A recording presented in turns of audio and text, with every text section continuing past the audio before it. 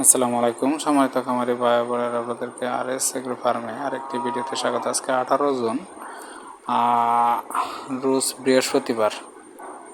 আজকে ব্রয়লার মুরগির রেট নিয়ে কথা বলছি। সেটা হচ্ছে আজকে কোম্পানি বলেন বা কোম্পানির কিছু কিছু রেট আছে, আজকে খুব একটা বাড়াই নাই। বিশেষ করে বাড়ায় নাই বলতে হালকা একটু বাড়তির দিকে, মানে একটু টান আছে বাজারে, যে একটা টান গতকাল থেকে আজকে পর্যন্ত বাজারে খুব ভালো টান আছে। অর্থাৎ কোম্পানি যে রেট দেখ বা না দেখ, আপনারা একটু দেখে শুনে হয়তো বা বিক্রি করলে। আর আবহাওয়া কয়েকদিন ধরে বিশেষ করে জামালপুর, ময়মনসিংহ, টাঙ্গাইলের দিকে আবহাওয়াটা একটু নরমের দিকে, তার মানে আবহাওয়াটা খুব ঠান্ডার দিকে আছে। তো এখানে সম্ভবত রেট কিছুটা হলেও দেখে শুনে বিক্রি করা যাবে।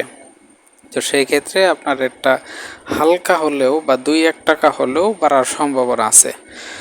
তো আজকে জামালপুরের ব্রয়লার রেট, বিশেষ করে জামালপুরে 19-20 সাইজের পিক আপ রেট চলতেছে 18 থেকে 20 টাকা। আজকে জামালপুরে 18 থেকে 20 টাকা চলতেছে। শেরপুরে আপনার 116 থেকে 18 টাকা।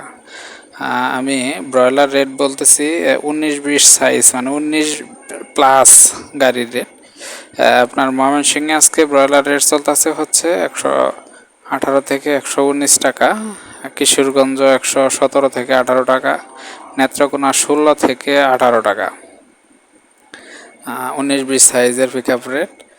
আপনার টাঙ্গাইলের আজকে ব্রয়লার পিক আপ রেট চলতেছে 118 থেকে 120 টাকা। আপনার গাজীপুরের আজকে ব্রয়লার পিক আপ রেট যাচ্ছে 120 থেকে 122 টাকা। তো যাই হোক, মুরগি বাজার বাড়ুক বা না বাড়ুক, আপনারা একটু দেখে শুনে বিক্রি করেন। আর মুরগিগুলা যেহেতু ঠান্ডার দিন আছে, একটু বড় বানিয়ে বিক্রি করেন, হয়তো বা কিছুটা লস হওয়ার থেকে এই রক্ষা পাওয়া যাবে। আর যাদের প্রফিট আসবে, প্রফিটের পরিমাণটা বৃদ্ধি পাবে। বাজারটা একটু আপনারা দেখে শুনে বিক্রি করেন। 1 টাকা অথবা 2 টাকা বেশি দামে বিক্রি করতে পারলেও অনেক সময় 1000 টাকার উপকার হবে এই সময়, বিশেষ করে লসের সময়। তো আজকে এই পর্যন্তই। আল্লাহ হাফেজ।